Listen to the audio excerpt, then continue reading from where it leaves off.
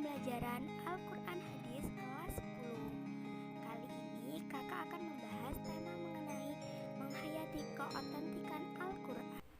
Assalamualaikum warahmatullahi wabarakatuh. Adik-adik sekalian, sebelum kita belajar, marilah kita awali dulu pembelajaran pada pagi hari ini dengan bersama-sama membacakan doa sebelum belajar. Bismillahirrahmanirrahim. Raditu billahi rabba wa bil islami dina wa bi Muhammadin nabiyyan wa rasulah. Rabbi zidni ilma warjudni fahma. Amin ya rabbal alamin. Adapun tujuan pembelajaran hari ini yang pertama yaitu murid dapat menjelaskan bukti-bukti keotentikan Al-Quran. Dan yang kedua yaitu murid dapat membuktikan keotentikan Al-Quran ditinjau dari segi keunikan redaksinya. Dan yang ketiga yaitu murid dapat menunjukkan contoh bukti-bukti keotentikan Al-Quran. Nah, coba adik-adik perhatikan gambar ini. Di sini apakah adik-adik sudah mengetahui gambar ini apa? Nah, benar sekali.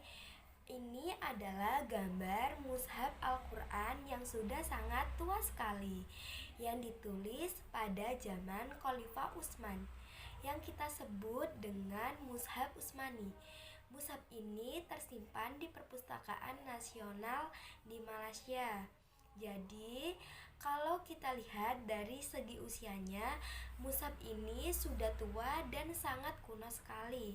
Tetapi, kemurniannya masih terjaga sampai saat ini.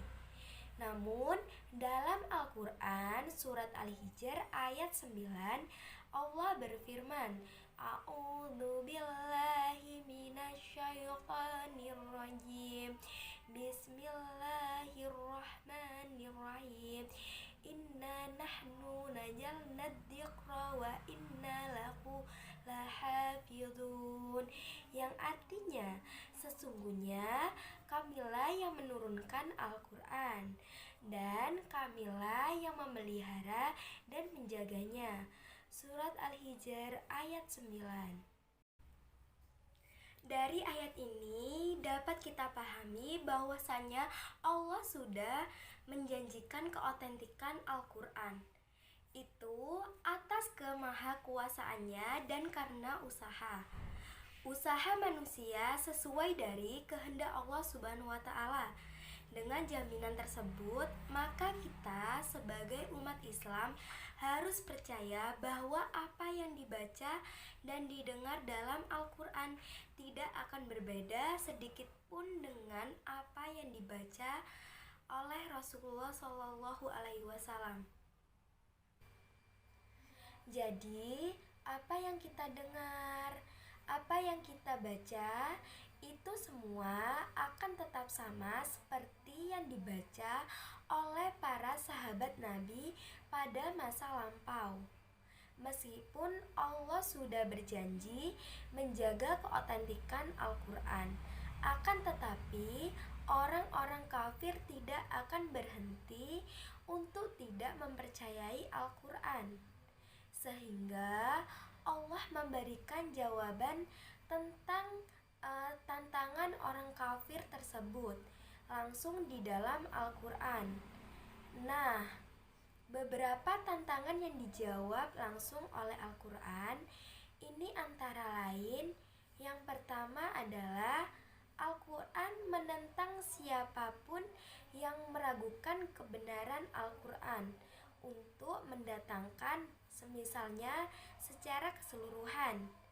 Sebagaimana bisa adik-adik baca dalam surat At-Tur ayat 33 sampai 34. Yang kedua yaitu Al-Quran menentang siapapun yang meragukan kebenaran Al-Quran untuk mendatangkan 10 surah misalnya. Sebagaimana bisa adik-adik baca dalam surah Hud ayat 13. Dan yang terakhir yaitu Al-Quran menentang siapapun yang meragukan kebenaran Al-Quran untuk mendatangkan satu surat saja, semisal Al-Quran. Kalian bisa membacanya pada surat Al-Baqarah ayat 23. Nah, di sini dari ketiga tantangan tersebut menunjukkan bahwasannya Al-Quran adalah mukjizat terbukti hingga sekarang.